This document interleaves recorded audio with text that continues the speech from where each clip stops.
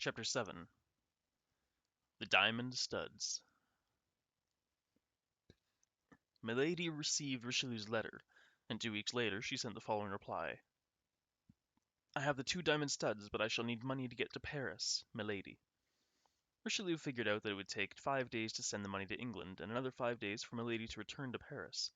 That gave him 10 days to start making his plans. First, he called on the king. Your Majesty, he began, the Queen seems rather unhappy lately, and I thought perhaps a ball might please her.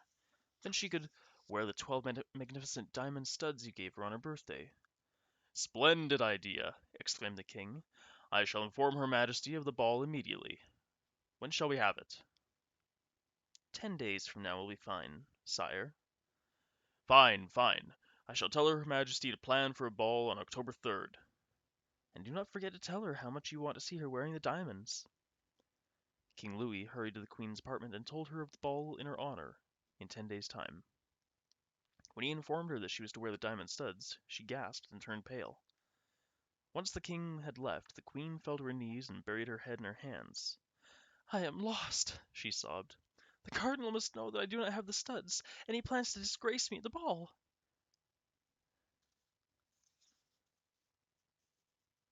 Perhaps I can help your Majesty, came a voice from behind a curtain.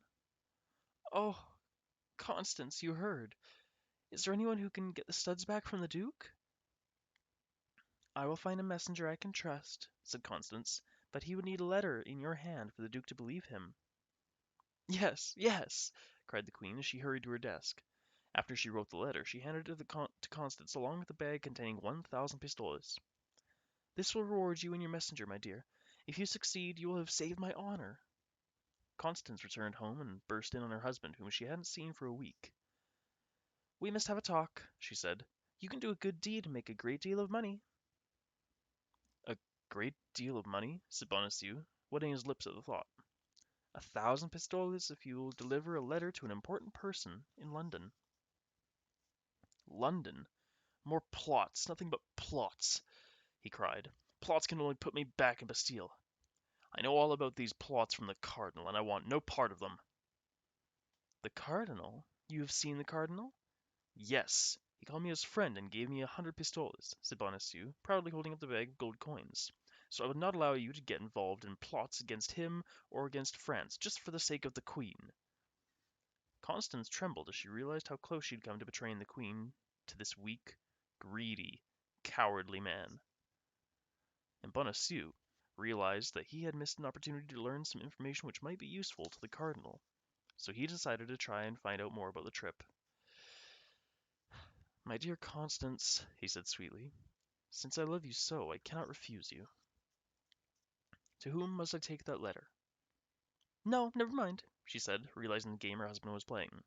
It was not important, just about a woman's purchase. Bonacieux decided that he had better report his information to the cardinal anyway.